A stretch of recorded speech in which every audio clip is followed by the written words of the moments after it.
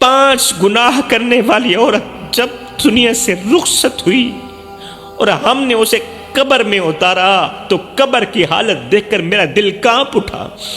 قبر سے اٹھتی ہوئی گھٹن اور وحشت نے مجھے بتا دیا کہ وہ دنیا میں اپنے اعمال کی وجہ سے کس انجام کو پہنچ چکی ہے۔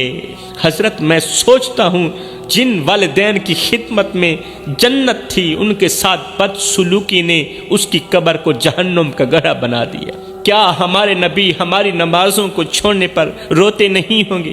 کیا وہ ہمیں جھوٹ بولتے اور وعدے توڑتے دیکھ کر تڑپتے نہیں ہوں گے؟ کیا وہ ہمیں قرآن سے دور دیکھ کر بے چین نہیں ہوتے ہوں گے؟ یا رسول اللہ ہمیں معاف کر دینا۔ آج میں ایک ایسے لمحے کا ذکر کروں گا جو روح کو ہلا کر رکھ دے گا۔ قبر کے عذاب کا یہ واقعہ ہر دل کو تڑپنے پر مجبور کر دے گا، جو دلوں کو جھنجھوڑ کر رکھ دے گا، ایمان کو تقویت بخشے گا اور عبرت حاصل کرنے کا ذریعہ بنے گا۔ پردے میں چھپی میری ماؤں، بہنوں، بیٹیوں، اگر زندگی میں خوشحالی لانا چاہتی ہو، اگر زندگی میں رونقیں لانا چاہتی ہو تو اس واقعے کو ایک بار دل کے کانوں سے سنو اور ان گناہوں سے جلد از جلد توبہ کرو جو آپ کا گھر برباد کرنے کا ذریعہ بنتے ہیں۔ جو نیکیاں ہونے کے باوجود بھی وہ گناہ جو نیکیاں ہونے کے باوجود بھی قبر کو اندھیری کر دیتے ہیں، قبر کو کالی کر دیتے ہیں۔ انسان کے پاس نیکیاں بھی ہوتی ہیں، اچھے اعمال بھی ہوتے ہیں، پھر بھی اس کی قبر اندھیری ہو جاتی ہے۔ ایک عورت حضرت سیدنا امام جعفر صادق رضی اللہ تعالی عنہ کے پاس حاضر ہوئی، زار و قطار روتے ہوئے، خون کے آنسو بہاتے ہوئے عرض گزار ہوئی، حضرت آج ہماری بستی میں ایک عورت کا انتقال ہوا۔ وہ 5 وقت کی نمازی تھی، عبادت گزار تھی، اس کی عبادت کا پوری بستی میں چرچا تھا۔ دوسری عورتیں دور دراز سے اس سے دعائیں کروانے کے لیے آتی تھی، لیکن جب اس اللہ والی عورت کا وقت آخر آیا، اس اللہ والی عورت کا جب وقت آخر آیا، زندگی کا سورج غروب ہوا تو وہ 3 دن تو مسلسل سکرات کی تکلیف سہتی رہی، آدھی روح اندر آدھی روح باہر، 3 دن مسلسل سکرات کی تکلیف سہتی رہی۔ اس کی حالت بہت خوفناک تھی، اس کا چہرہ بگڑ گیا، خوبصورتی بدصورتی میں بدل گئی۔ جب اسے غسل دیا گیا تو اس کا جسم سوج گیا، پھول گیا، اور جب اس کا جنازہ اٹھایا گیا تو اس کا جسم بہت وزنی ہو گیا تھا۔ جب لوگوں نے اسے قبر کے اندر سلانے کی تیاری کی تو ہر طرف خاموشی چھا گئی، جیسے کائنات نے بھی دل تھام لیا ہو۔ لوگ جنازہ اٹھا کر قبر کے قریب پہنچے تو زمین لرزتی ہوئی محسوس ہوئی، جیسے مٹی بھی اس منظر کو سہنے سے قاصر ہو۔ لوگوں نے جب قبر کے اندر جھانکا تو ہر زبان سے استغفر اللہ نکلا، کیونکہ قبر اندھیرے اور گھٹن سے بھری ہوئی تھی۔ قبر کے اندر سے آتی ہوئی گرم ہوا نے سب کے چہروں پر خوف کی لکیریں کھینچ دیں، جیسے کسی نے جہنم کی جھلک دکھا دی ہو۔ جب پہلی مٹھی قبر پر ڈالی گئی تو ہر آنکھ اشک بار ہو گئی، جیسے وہ مٹی نہیں بلکہ دل کے ٹکڑے دفن کیے جا رہے ہوں۔ قبر کے اندر سے اٹھتی ہوئی گرمی نے دلوں میں خوف بٹھا دیا، جیسے گناہوں کی سزا کا ابھی سے آغاز ہو چکا ہو۔ لوگ کانپتے ہاتھوں سے قبر کو بند کر رہے تھے، لیکن ہر دل اندر ہی اندر دہک رہا تھا۔ جب قبر مکمل طور پر بند ہوئی تو ایسا لگا جیسے دنیا کا سب سے بڑا دروازہ ہمیشہ کے لیے بند ہو گیا ہو۔ لوگ استغفار کرتے ہوئے وہاں سے لوٹ گئے، لیکن قبر کے مناظر نے ان کے دلوں پر گہرے زخم چھوڑ دیے، گہرے زخم چھوڑ دیے۔ حضرت ہم بہت پریشان ہیں، اے نواسہ رسول ہم بہت پریشان ہیں کہ ایسا کیوں ہوا؟ آخر اس عورت کی نمازیں کہاں گئیں؟ اس کا تقوی پرہیزگاری کہاں چلی گئی؟ حضرت امام جعفر صادق رضی اللہ تعالی عنہ نے یہ سن کر فرمایا، کل اس کے شوہر کو میرے پاس لے کے آنا۔ اے اسلام کی مقدس شہزادی، کل اس مرنے والی عورت کے شوہر کو میرے پاس لے کے آنا، میں اس سے کچھ پوچھوں گا، بات کروں گا، پھر اس کا جواب تمہیں ملے گا۔ اگلے دن وہ عورت اس کے شوہر کو لے کر حاضر ہوئی۔ حضرت امام جعفر صادق رضی اللہ تعالیٰ عنہ نے شوہر سے سوال کیا، بھائی تمہاری بیوی کی زندگی کیسی گزری؟ کیا اس کے کردار میں کوئی ایسی بات تھی جو اللہ کو ناراض کر سکتی ہو؟ آگے شوہر نے جو جواب دیا، کہا حضرت وہ عبادت گزار تھی، متقی پرہیزگار تھی، لیکن 5 گناہ بڑے شوق سے کرتی تھی۔ اے اسلام کی مقدس شہزادیوں، سنو وہ 5 گناہ کون کون سے ہیں جو تمام عبادات، تمام نیکیاں ضائع کر دیتے ہیں، تمام اچھے اعمال عذاب میں بدل دیتے ہیں۔ وہ کون سے گناہ ہیں جو انسان کی قبر کے اندر اندھیرا لاتے ہیں، عذاب لاتے ہیں؟ کہنے لگا میری بیوی 5 گناہ بڑے شوق سے کرتی تھی، مجھے لگتا ہے ان گناہوں نے اس کی آخرت کو ہمیشہ کے لیے برباد کر دیا۔ حضرت امام جعفر صادق رضی اللہ تعالیٰ عنہ نے فرمایا، بھائی کیا بتا سکتے ہو وہ کون سے گناہ کرتی تھی، تاکہ ان گناہوں کو سن کر دوسری عورتیں توبہ کریں اور عبرت حاصل کریں؟ شوہر نے روتے ہوئے کہا، میری بیوی کا پہلا گناہ وہ ہمیشہ لوگوں کے خلاف غیبت کرتی تھی، ہر وقت دوسروں کی برائیاں کرتی رہتی تھی، ان کی عزتوں کو نقصان پہنچاتی تھی۔ مزید لرزتی ہوئی آواز میں اس کا شوہر کہنے لگا، حضرت میری بیوی دوسروں کے عیب ڈھونڈتی اور پھر ان کا چرچا کرتی تھی، لوگوں کے سامنے وہ عیب بیان کرتی تھی۔ اگر کسی کا کوئی راز جان لیتی تو اسے سینے میں دفن کرنے کے بجائے لوگوں کے سامنے بیان کر کے خوشی محسوس کرتی تھی، انہیں بے عزت کر کے خوشی محسوس کرتی تھی۔ اسے لگتا تھا کہ دوسروں کی بدنامی سے وہ خود اونچی ہو جائے گی۔ غیبت کرتے ہوئے اس کے چہرے پر ایک عجیب سی خوشی دکھائی دیتی تھی۔ کوئی بھی غیبت، کسی کی بھی چغلی اس کے چہرے پر خوشی لاتی تھی، جیسے کسی نے اسے سکون کی کوئی دوا دے دی۔ لیکن وہ یہ نہیں جانتی تھی کہ وہ اپنی زبان کے وار سے نہ صرف دوسروں کے دل چھلنی کر رہی ہے، بلکہ اپنے لیے قبر کے اندھیرے کو مزید بھیانک کر رہی ہے۔ حضرت وہ اپنی باتوں کے ذریعے گھر گھر نفرتیں پھیلانے والی چغلی کرتی تھی، غیبت کرتی تھی۔ اگر کہیں 2 دل قریب آنے لگتے تو وہ اپنی زبان کے زہر سے انہیں دور کر دیتی تھی۔ اسے کسی کی خوشی دیکھ کر جلن ہوتی تھی، کسی کے چہرے پر مسکراہٹ دیکھ کر اسے جلن ہوتی تھی، اور وہ اپنے لفظوں کے تیر سے خوشیوں کو روند کے رکھ دیتی۔ میں نے کئی بار اسے روکا، کہا یہ عادت چھوڑ دے، لیکن اس کا جواب یہی ہوتا تھا کہ میرے بغیر یہ دنیا چل ہی نہیں سکتی، لوگوں کی حقیقتیں ان پر کھولنا میرا فرض ہے۔ شوہر نے لرزتی ہوئی آواز میں کہا، حضرت میری بیوی کی خواہشات کبھی ختم نہیں ہوتی تھی۔ دوسرا گناہ، خواہشات کبھی ختم نہیں ہوتی تھی۔ وہ میری ماہانہ آمدنی سے زیادہ خرچ کرتی تھی، مطلب فضول خرچی کرتی تھی، اور جب میں اسے روکتا تو وہ کہتی یہ سب کچھ میرا حق ہے کیونکہ میں تیری بیوی ہوں۔ وہ کبھی اس بات پر غور نہیں کرتی تھی کہ میری محدود آمدنی میں گھر کیسے چلے گا۔ تم عیاشیوں میں اڑا رہی ہو۔ وہ دنیا کی چمک دمک میں اتنی مگن تھی کہ ہماری ضروریات کو نظر انداز کر دیتی تھی۔ کبھی کبھار ایسا ہوتا تھا گھر میں روٹی نہیں ہوتی تھی، لیکن میری عیاش بیوی عیش و عشرت کی زندگی گزارنے پر مجھے مجبور کر دیتی تھی۔ جب میں کہتا کہ ہم یہ خرچ برداشت نہیں کر سکتے تو وہ غصے میں دوسروں کے تانے دینے لگتی اور کہتی کہ دیکھو فلاں عورت کیسے رہتی ہے، اچھا پہنتی ہے، اچھا کھاتی ہے، اچھا پیتی ہے، اور مجھے وہ سب کیوں نصیب نہیں جو ان عورتوں کو نصیب ہے۔ اس کی بے تکی باتوں سے میرا دل ٹوٹ جاتا، لیکن میں خاموش رہتا، برداشت کرتا رہتا، کیونکہ میں نے اپنے تمام معاملات اللہ پر چھوڑ دیے تھے۔ کہنے لگا میری بیوی کا تیسرا گناہ غیر محرم مردوں سے تعلقات بڑھاتی تھی۔ شوہر نے گہرے افسوس اور ٹوٹے ہوئے دل کے ساتھ کہا، حضرت میری بیوی کا دل کبھی قناعت اور حیا کی دولت سے بھرپور نہ ہوا۔ وہ غیر محرم مردوں سے تعلقات بڑھانے میں کوئی آر محسوس نہیں کرتی تھی۔ وہ ہمیشہ دوسروں کی توجہ کی طلبگار رہتی تھی اور اپنی باتوں سے مردوں کو اپنی جانب مائل کرتی تھی۔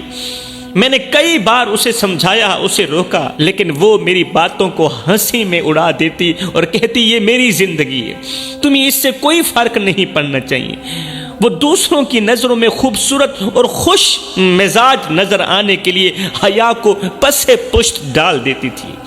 وہ یہ نہیں سمجھتی تھی کہ یہ وقتی خوشیاں اس کی آخرت کو تباہ کر رہی ہیں۔ جب میں نے اسے اس راستے سے ہٹانے کی کوشش کی تو وہ الٹا مجھ پر الزام تراشی کرتی جیسے میں اس کی خوشیوں کا دشمن ہوں۔ کہنے لگا میری بیوی کا چوتھا گناہ ہے۔ شوہر نے آنکھوں میں شرمندگی اور دل میں بے پناہ دکھ کے ساتھ کہا، حضرت میری بیوی کی ایک اور عادت تھی جو میرے دل کو چھلنی کر دیتی تھی، میرے دل کو ٹکڑے کر دیتی تھی۔ یہ عادت اتنی گندی اور خطرناک عادت تھی، یہ عادت میرے دل کو چھلنی کر دیتی تھی، یہ گناہ میرے دل کو توڑ دیتا تھا۔ وہ گناہ یہ تھا کہ وہ میرے ماں باپ کے ساتھ سخت رویہ اختیار کرتی، میرے ماں باپ کو دکھ دیتی اور بات بات پر بدتمیزی کرتی تھی۔ ماں باپ کے چہروں پر اداسی اور آنکھوں میں نمی دیکھ کر میرا دل تڑپ اٹھتا۔ وہ میرے والدین کے ہر حکم کو بوجھ سمجھتی، ہر خدمت کو اپنی توہین گردانتی تھی اور زبان سے ایسے کلمات نکالتی جو سننے والے کے دل پر تیر کی طرح لگتے۔ وہ میرے ماں باپ کی کمزوریوں پر طنز کرتی تھی، ان کی دعاؤں اور قربانیوں کو فراموش کر دیتی۔ اگر میرے والدین اسے کسی بات پر نصیحت کرتے تو وہ غصے میں آ کر مجھے دھمکاتی تھی، یا مجھے رکھو یا اپنے ماں باپ کو رکھو۔ حضرت میری ماں اکثر اس کی بد زبانی سن کر آنکھوں میں آنسو لیے خاموش ہو جاتی اور میرے والد اندر ہی اندر ٹوٹتے چلے جاتے۔ میں بیوی کی ان حرکتوں پر شرمندہ تھا لیکن اسے سدھارنے میں ناکام رہا۔ اس کا پانچواں گناہ وہ نماز نہیں پڑھتی تھی، اللہ کے حضور جھکتی نہیں تھی۔ اللہ اکبر اللہ۔ کبھی کبھار سجدے نصیب ہو بھی جاتے تو وہ ان سجدوں پر فخر کرتی تھی۔ جب وہ دنیا سے رخصت ہوئی، 5 گناہ کرنے والی عورت جب دنیا سے رخصت ہوئی اور ہم نے اسے قبر میں اتارا تو قبر کی حالت دیکھ کر میرا دل کانپ اٹھا۔ قبر سے اٹھتی ہوئی گھٹن اور وحشت نے مجھے بتا دیا کہ وہ دنیا میں اپنے اعمال کی وجہ سے کس انجام کو پہنچ چکی ہے، اپنے بدعمالیوں کی وجہ سے۔ حضرت میں سوچتا ہوں جن والدین کی خدمت میں جنت تھی ان کے ساتھ بدسلوکی نے اس کی قبر کو جہنم کا گڑھا بنا دیا۔ یہ سن کر حضرت امام جعفر صادق رضی اللہ تعالی عنہ نے فرمایا والدین کے دلوں کو دکھ دینے والوں کے لیے دنیا اور آخرت میں کوئی سکون نہیں۔ اللہ اکبر۔ دکھ دینے والوں کے لیے دنیا اور آخرت میں کوئی سکون نہیں ہے۔ ماں باپ کی دعا ہی انسان کے لیے سب سے بڑی رحمت ہے، اور جو ان کے ساتھ بدسلوکی کرتا ہے وہ اللہ کی رحمت سے دور ہو جاتا ہے۔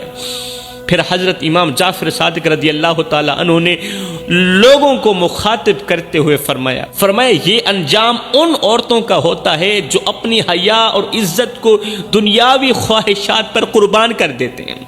یہ دنیا کی محبت اور غیر محرم تعلقات کا انجام ہے۔ غیر محرم مردوں کے ساتھ اس کے جو تعلقات تھے نا، یہ اس کا انجام ہے، اور یہ ان سب کے لیے عبرت ہے، یہ ان سب عورتوں کے لیے عبرت ہے جو اپنی آخرت کو بھول کر دنیاوی فریب میں مبتلا ہو جاتے ہیں۔ حضرت امام جعفر صادق رضی اللہ تعالی عنہ نے فرمایا یہ دنیاوی خواہشات کا انجام ہے۔ جو لوگ دنیا کی زیب و زینت میں اپنے آپ کو کھو دیتے ہیں نا، دنیا کی زیب و زینت میں اپنے آپ کو مگن کر دیتے ہیں، وہ اپنی آخرت برباد کر بیٹھتے ہیں، وہ مرد ہو چاہے وہ عورتیں ہوں۔ یہ عبرت ہے ان سب کے لیے جو اپنی زندگی کو ناپاک خواہشات میں ضائع کر دیتے ہیں۔ چغلی کرنے والی عورتوں، غیبت کرنے والی عورتوں، جھوٹ بولنے والی عورتوں سنو، وہ عورت جو دنیا میں اپنے سکون کے لیے دوسروں کا سکون چھینتی رہی، اپنے چین و قرار کے لیے دوسروں کا چین و قرار چھینتی رہی، آج اس کا سکون ہمیشہ کے لیے چھین لیا گیا۔ یہ ان سب کے لیے عبرت ہے، ان سب کے لیے عبرت ہے جو زبان کو لگام نہیں دیتے، وہ مرد ہوں وہ عورتیں ہوں، جو لوگ زبان پر لگام نہیں دیتے، یہ واقعہ ان سب کے لیے عبرت ہے۔ دوسروں کی عزتوں کو اپنے نفس کی تسکین کے لیے روندتے رہتے ہیں، یہ ان کے لیے عبرت ہے۔ حضرت امام جعفر صادق رضی اللہ تعالیٰ عنہ نے فرمایا اللہ تعالیٰ عبادت کو قبول کرتا ہے، سجدوں کو قبول کرتا ہے، لیکن حقوق العباد اور لوگوں کے بارے میں برے اعمال کو معاف نہیں کرتا۔ ہر ایک عبادت قبول کرتا ہے، لیکن حقوق العباد اور لوگوں کے بارے میں برے اعمال کو اللہ تعالیٰ ہرگز معاف نہیں کرتا جب تک کہ وہ شخص خود نہ معاف کر دے جس کی تم نے غیبت کی ہوگی۔ غیبت کرنے والی عورت کی غیبت اور دوسروں کی عزت کے نقصان کی سزا اسے اس دنیا میں بھی ملی اور آخرت میں بھی ملی۔ میرے بھائیو، یہ واقعہ ہمارے لیے عبرت ہے۔ غیبت، چغلی، لوگوں کی عزت پر حملہ، یہ وہ گناہ ہیں جنہیں اللہ بغیر توبہ کے معاف نہیں کرتا۔ دوسروں کے حقوق کو پامال کرنے والوں کو اپنے اعمال کی سزا ضرور ملتی ہے۔ جو دوسروں کے حقوق پیروں تلے روند کے رکھ دیتے ہیں، چاہے وہ دنیا میں سزا ملے یا آخرت میں ملے، سزا انہیں ضرور ملے گی۔ آئیے اس واقعے سے سبق حاصل کریں اور اپنی زبان کو قابو میں رکھیں، دوسروں کی عزت کا خیال کریں اور اپنے اعمال کو نبی کریم صلی اللہ علیہ وسلم کی تعلیمات کے مطابق بنائیں۔ ایک لمحے کے لیے سوچیں، ہم اس نبی کے ماننے والے ہیں، ہم اس نبی کے امتی ہیں جو راتوں کو جاگ جاگ کر ہماری بخشش کے لیے گڑ گڑاتے تھے اور دنوں کو ہماری ہدایت کے لیے تڑپتے تھے۔ وہ نبی جنہوں نے اپنا سکون، اپنی خوشی اور اپنی زندگی ہماری بھلائی کے لیے قربان کر دی۔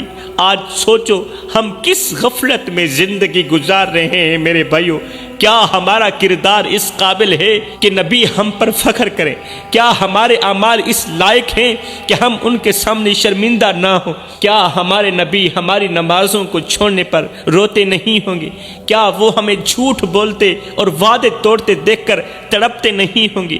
کیا وہ ہمیں قرآن سے دور دیکھ کر بے چین نہیں ہوتے ہوں گے؟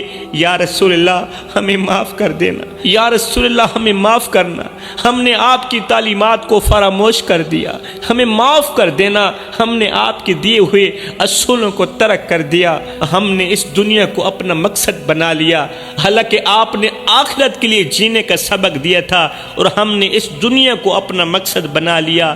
ایک لمحے کے لیے سوچو میرے بھائیو، کیا ہم مدینے کی گلیوں میں بیٹھ کر اپنے اعمال پر رونے کے قابل ہیں؟ مدینے کی گلیوں میں بیٹھ کر، روضہ انوار کے سامنے بیٹھ کر اپنے اعمال پر رونے کے قابل ہیں؟ کیا ہمیں شرم نہیں آئے گی کہ ہم نبی کے عشق میں ڈوب کر بھی اپنی اصلاح نہ کر پائے، نبی کی محبت میں ڈوب کر بھی اپنے آپ کو بہتر نہ کر پائے؟ آج خود سے سوال کرو کہ کیا میں وہ امتی نہیں ہوں جس کے لیے نبی نے قربانیاں دی، جس کے لیے نبی تڑپے، جس کے لیے نبی روئے؟ ہاں وہ میں ہی امتی ہوں۔ آئیے اپنے گناہوں پر ندامت کے آنسو بہائیے، آئیے اپنے دلوں کو پاک کیجیے، آئیں اس عہد کو دہرائیں کہ آج کے بعد ہم نبی کی محبت میں اپنی زندگی کو بدل دیں گے، نبی کی محبت میں جئیں گے اور نبی کی محبت میں ہی مریں گے، نبی نبی کرتے ہوئے جئیں گے، نبی نبی کرتے ہوئے موت کی گھاٹ اتریں گے۔ میں دعا کرتا ہوں اللہ ہمیں مدینے والے کریم آقا کی سچی محبت نصیب فرما، پیارے نبی سے دل و جان سے، اپنی اولاد سے بڑھ کر محبت کرنے کی توفیق عطا فرما۔ اللہ ہمارا خاتمہ ایمان پر فرمانا، ہم سب کو نیک بنا دے اور ہم سب کو ایک بنا دے، ہم سب کو وہ نیک کام کرا دے جس پر تو بھی راضی ہو جائے، تیرا حبیب بھی راضی ہو جائے۔ آمین ثم آمین، وما علینا الا البلاغ المبین۔